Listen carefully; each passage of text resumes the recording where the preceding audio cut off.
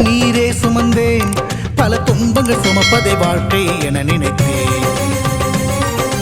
இன்பம் என்றால் அது என்னவென்று கனவிலும் கூட கண்டதில்லை.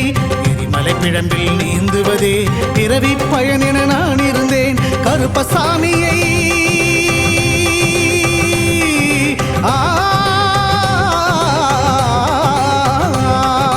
கருப்பசாமியை பார்த்தவுடன் விதிகளும் விலகி ஓடியதே.